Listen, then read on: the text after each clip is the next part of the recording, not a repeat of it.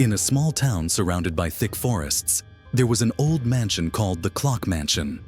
The mansion was built in the 1800s by a wealthy man named Victor Lopez, who mysteriously disappeared with his family without a trace. After that, no one dared to enter the mansion because there were rumors of strange sounds heard at night and lights seen through its broken windows.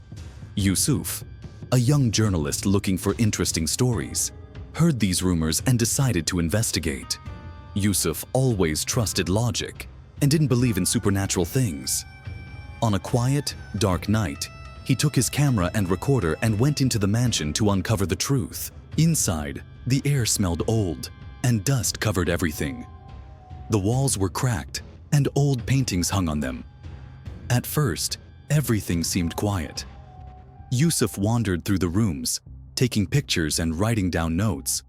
But soon, strange things started happening. One of the clocks, which had been stopped for years, suddenly began to tick. The sound was deep, as if time had turned backward. In the main room, he found some old diaries on a table. The diaries belonged to Victor Lopez and talked about a voice of darkness, a strange force that spoke to him through the clocks. As Yusuf read the diaries, things around him started moving.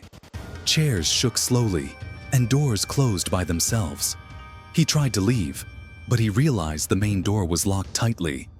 Then, he heard a whisper coming from the basement. Following the sound, he found a dark room full of old clocks.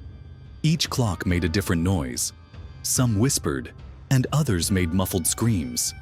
In the center of the room, there was a large golden clock, and its hands were moving unnaturally fast. Suddenly, a strange face appeared in the mirror next to the clock and spoke to him. "You are not the first, and you will not be the last." Yusuf tried to stop the clock, but he felt a strong force pulling him toward it. He heard voices shouting different names. He realized they were the souls trapped in the mansion over time. He tried to resist, but suddenly, he found himself trapped inside one of the large clocks. Inside the clock, Yusuf saw flashes of the past, the Lopez family screaming and trying to escape, but the darkness took them.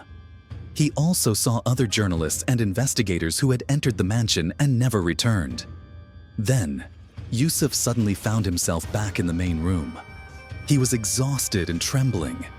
He managed to open the door and escape the mansion. When he returned home, he found that all his recordings were empty, except for one repeating sound. The hands are merciless, and they do not go backward. A few days later, Yusuf disappeared. His story was never known, but it became the last tale told about the Clock Mansion.